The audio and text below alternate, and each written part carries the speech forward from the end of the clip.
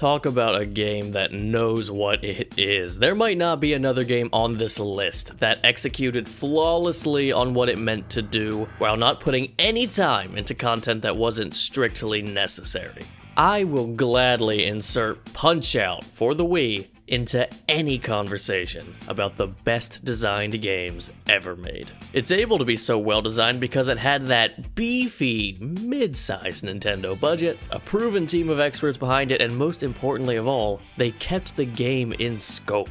Because of how relatively small of a package it is, all of that expertise and money could be put into squeezing every drop of quality possible out of its core elements. There really are only 3 things Punch-Out Wii had to do. First, the punching has to feel good. All you can do in this game pretty much is punch, dodge, duck, and block. The punches feel snappy and have a satisfying amount of juice behind them. You pretty much never feel like an input didn't register or like an interaction lacked clarity as to what happened. Animations look perfectly precise even considering how fast they happen and the fact that Little Mac is rocking a solid 50% opacity. And the entire energy of the game is supercharged by a soundtrack that is way more dynamic than I think it gets credit for. The music changes when you get knocked out, when they get knocked out, when the game is paused, when it's a title bout, not to mention the variations each opponent gets to match their style. Second thing, the game's challenge needed to be on point. Punch-Out is a hard game, genuinely hard.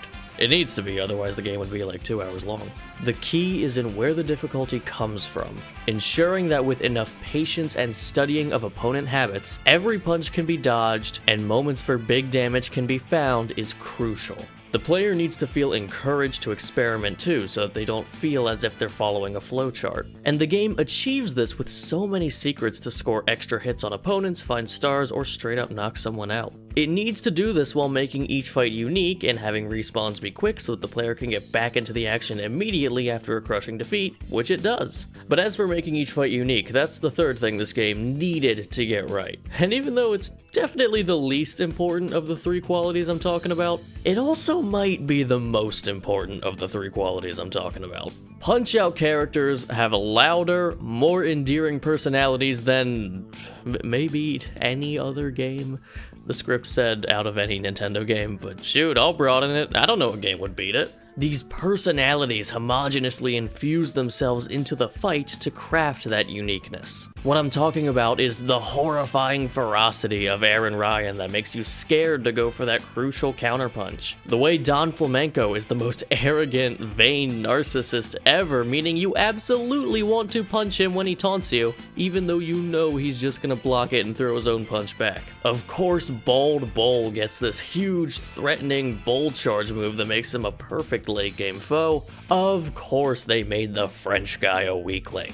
Yeah, the international ribbing is probably what people think of first when they think of personalities in Punch-Out. I never want it to go away, and you don't either. How utterly impressive is it that this game consists of opponents who are nearly all stereotypes of different countries, which are played up in cartoonishly heightened, often deprecating manners, yet literally no human sees it as offensive. We all know that doesn't just happen on its own.